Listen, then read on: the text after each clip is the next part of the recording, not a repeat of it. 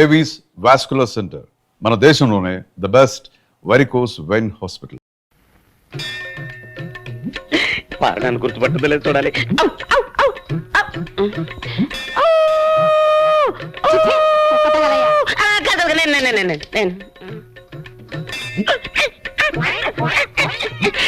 గుర్తొచ్చిందా?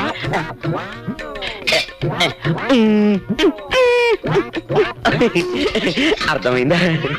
కోతి అదే అదే అదే అదే అడిగితే ప్రసాదం పెట్టేదానిగా ఈ కోతి చేష్టలు ఎందుకు? ఇంత కష్టపడ్డా నా పారు నన్ను గుర్తుపట్టలేదేంటి? నేను చెబితేనేగా నీకు గత జన్మ గుర్తుకొచ్చింది. ప్రస్తుతం నీ పారు ఆ తిలక్కగాడి మాయలోనే ఉంది. ఇక లాభం లేదు. ఎంత కష్టపడైనా సరే నా పారు నేను చేరుకోవాల్సిందే. చెప్పా అబ్బా ఏమిటండి పట్టపగలు? మంచి మూడ్ వస్తుంది.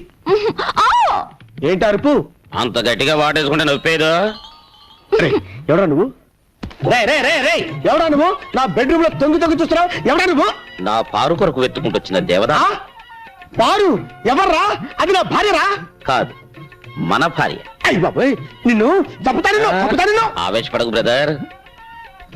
గత 5 జన్మలుగా మేమిద్దరం భార్యాభర్తలు. నీ పంది మొహానికి అది భార్య ఏంట్రా? Correct brother.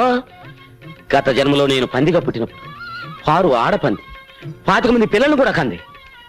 అంతకు ముందు జన్మలో నేను కోతిగా పుట్టినప్పుడు పారు ఆడకోతి. మా సంతానం ఇప్పటికీ తిరుపతి కొండ మీద ఉంది. నిజంగానా?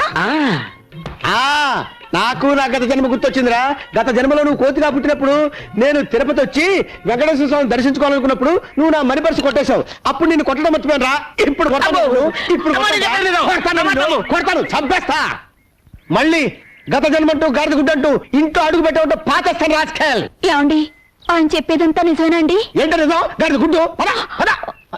ఈ సంవత్సరం ప్రియా ఫెర్టిలైజర్స్ కి రెట్టింపు లాభాలు వచ్చాయమ్మా. అంతా మా ప్రియ అదృష్టం. ఎంత లాభం వచ్చే ఏం ప్రయోజనం అమ్మా? ఉన్న ఒక్క కూతురు దగ్గర లేకపోయాక.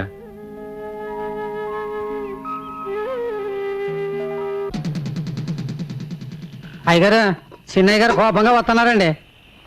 మీరు చెప్పారని సైకిల్ లాక్కున్నానుగా కొట్టానికి వస్తున్నారేమోనండి.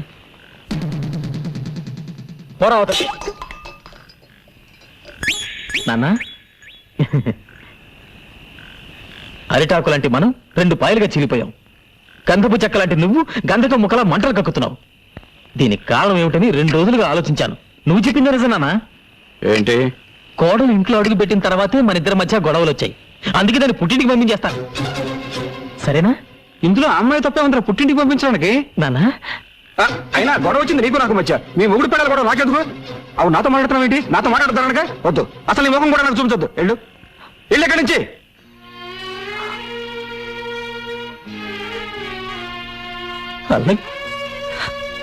వాడి రక్తంలోనే మీరున్నారు. మీరు దూరం చేసుకుంటే మాత్రం వాడు దూరం అవుతాడా? అవ్వాలి, అయి తీరాలి, అయ్యేటట్టుగా చేస్తాను. ఎంత లాభం వచ్చే ఏం ప్రయోజనం అమ్మా? ఉన్న ఒక్క కూతురు దగ్గర లేకపోయాక.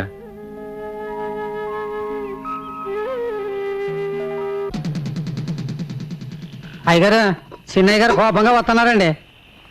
మీరు చెప్పారని సైకిల్ లాక్కున్నానుగా కొట్టానికి వస్తున్నారేమోనండి.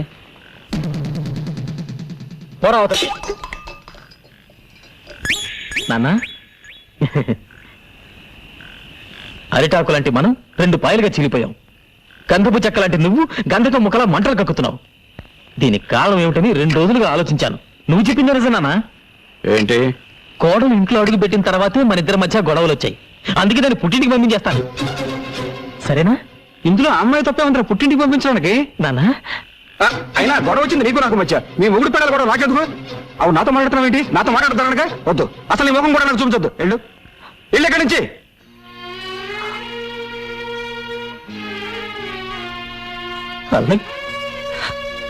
వాడి రక్తంలోనే మీరున్నారు. మీరు దూరం చేసుకుంటే మాత్రం వాడు దూరం అవుతాడా? అవ్వాలి, అయి తీరాలి, అయ్యేటట్టుగా చేస్తాను. మీ అందరికీ స్వాగతం, సుస్వాగతం. ఈ ఏడాది మన గ్రామంలో జరుగుతున్న ఎడ్ల పందాల్లో పాల్గొనడానికి ఎన్నో గ్రామాల నుంచి ఎడ్ల బండ్లు వచ్చాయి. గత 5 ఏళ్లుగా వరుసగా ఛాంపియన్షిప్ గెలుచుకుంటున్న ముద్దు కృష్ణ ప్రతిసారి ఆయన్ని ఓడించాలని విశ్వ ప్రయత్నం చేస్తున్న మదన్ గోపాల్. ఈసారి మనోడు ఖచ్చితంగా గెలుస్తాడు రా. మీరేం బాధపడకండి, అదంతా నేను చూసుకుంటాను. ఏంటి చూసుకునేది నీ మొఖం? ఆ విష బీజాన్ని 4 నెలల క్రితం ఆడు దొడ్లో పాతించాను రా.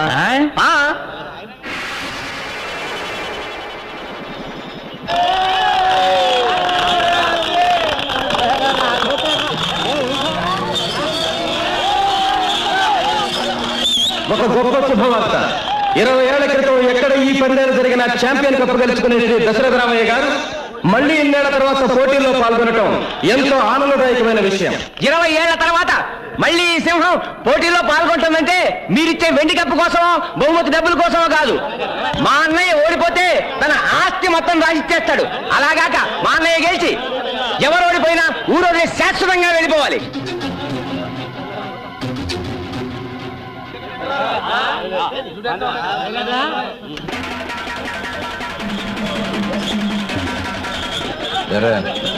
ఇంకా లేదా?